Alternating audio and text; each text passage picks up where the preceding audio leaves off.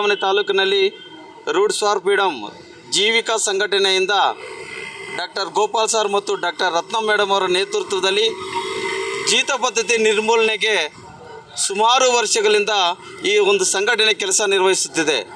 ಚಿಂತಾಮಣಿ ತಾಲೂಕಿನಲ್ಲಿ 2016ರಿಂದ 2023 ತನಕ 237 ಮಂದಿ ಜೀತದಾಳುಗಳನ್ನು ನಾವು ವಿವಿಧ ಕ್ಷೇತ್ರಗಳಲ್ಲಿ ಗುರುತಿಸಿ ಮಾನ್ಯ ಜಿಲ್ಲಾಧಿಕಾರಿಗಳಿಗೆ ಅರ್ಜಿ ಸಲ್ಲಿಸಿದ್ದೀವಿ. ಅರ್ಜಿ ಸಲ್ಲಿಸಿ ಸುಮಾರು ವರ್ಷಗಳು ಕಳೀತಾ ಇದೆ, ಇದುವರೆಗೂ ಬಿಡುಗಡೆ ಪತ್ರ ಕೊಟ್ಟಿಲ್ಲ. 2013ರಲ್ಲಿ ಸರ್ಕಾರದಿಂದನೇ 273 ಮಂದಿಗೆ ಬಿಡುಗಡೆ ಪತ್ರ ಸಿಕ್ಕಿದೆ.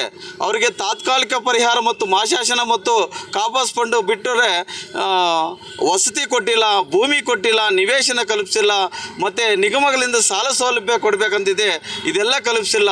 ಆದ್ದರಿಂದ ಈ ದಿನ ನಾವು ತಾಲೂಕು ಮಟ್ಟದಲ್ಲಿ ನಾವು ಸುಮಾರು ಬೇಡಿಕೆಗಳನ್ನು ಇಟ್ಕೊಂಡು ಈ ಪ್ರತಿಭಟನೆ ಹಮ್ಮಿಕೊಂಡಿದ್ದೀವಿ.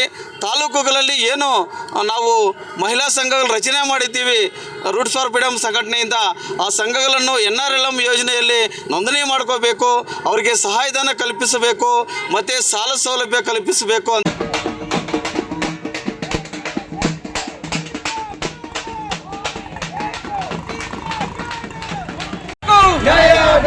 ಜೀತ ವಿಮುಕ್ತಿ ದೇಶದ ಶಕ್ತಿ, ಜೀತ ವಿಮುಕ್ತಿ ದೇಶದ ಶಕ್ತಿ, ಜೀತ ವಿಮುಕ್ತಿ ದೇಶದ ಶಕ್ತಿ.